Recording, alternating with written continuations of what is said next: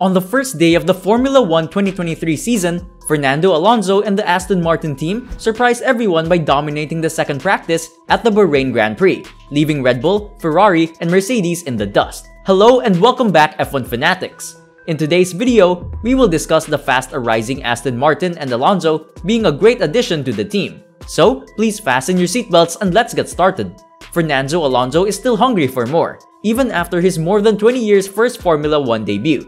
He tells CNN Sports' Amanda Davies that his desire for success prompted him to make the momentous choice last year to join Aston Martin rather than accept a new contract with Alpine. The project must be ambitious. It must be a project driven to succeed, stopping at nothing to achieve its goals. And that's how I feel about Aston Martin, the Spaniard said before the start of the season. There's a talent for success and a desire for continued success. The 41-year-old Spaniard is undoubtedly naturally successful. He burst onto the F1 scene in 2001, winning his first race in 2003 before claiming back-to-back titles in 2005 and 2006 to become the sport's youngest double champion. Since then, the 32-time race winner has engaged in illustrious combat with some of the best racers of the past 20 years, including Michael Schumacher, Kimi Raikkonen, Lewis Hamilton, and Sebastian Vettel, who Alonso has replaced at Aston Martin since the multiple champion retired from Formula 1. Aston Martin is Alonso's fifth team and the first big move he has made since he returned to Formula 1 with Alpine in 2021.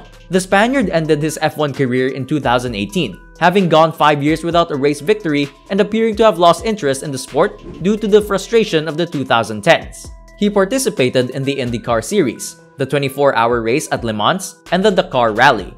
During the Dakar Rally, his Toyota Hilux flew through the air after colliding with a dune in Saudi Arabia, but he was unharmed.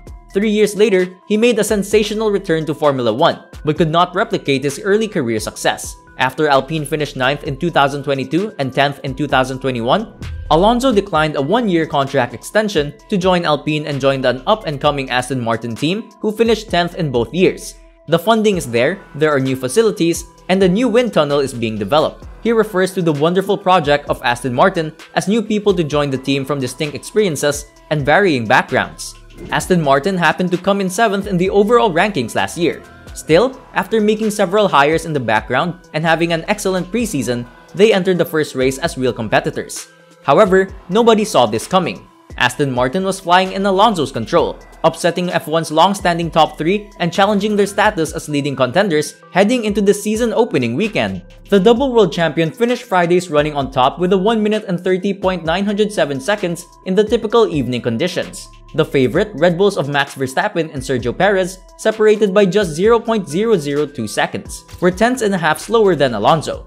Alonso, who was racing for his fifth team, kept Aston Martin steady through the challenging twisting sections of Sakir.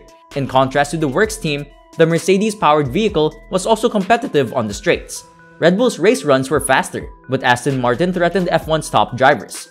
Red Bull's Christian Horner remarked between practices, "Their car looks excellent.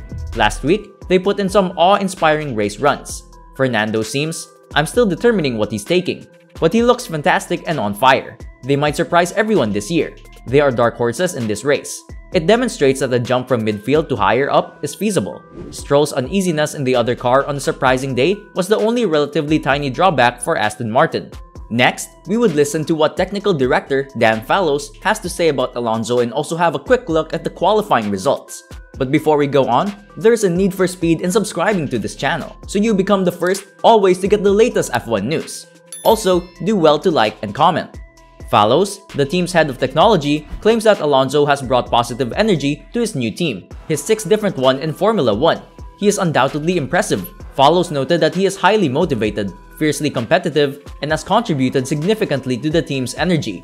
He's been great ever since he got in the car last year, and his feedback is right in line with what you'd expect from someone with his experience level, said Fallows. We, as an engineering team, are very pleased with his ability to diagnose challenges with the car. The Silverstone team has gotten another world champion in Alonso to replace the retiring Sebastian Vettel.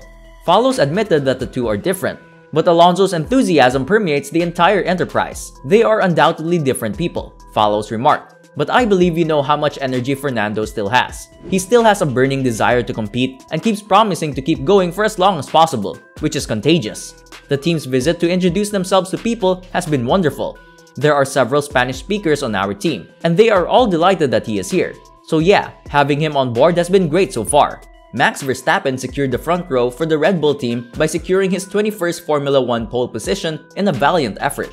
With a time of 1 minute and 29.708 seconds, the defending world champion claimed the pole position for the Bahrain Grand Prix, ahead of teammate Sergio Perez, who dropped just over 1/10 after making progress on his second flying lap. Despite having a solid qualifying, Fernando Alonso could not give Aston Martin the dominant start and placed P5 overall, ahead of teammate Lance Stroll, George Russell, and Lewis Hamilton of Mercedes. Charles Leclerc finished third and appeared to be Red Bull's closest rival, but oddly, Ferrari decided not to send him out for a second flying lap in Q3.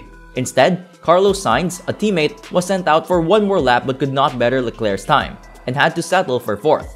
Esteban Ocon of Alpine finished in 9th place, ahead of Nico Hülkenberg of Haas. He had a solid qualifying performance, but had his one and only Q3 run cut short due to a track limits infraction. And that is it, guys. Aston Martin is on track to overtake Red Bull, Ferrari, and Mercedes as the best this season. Do you agree? Let us know your thoughts in the comment section. Thanks for watching. Bye, guys!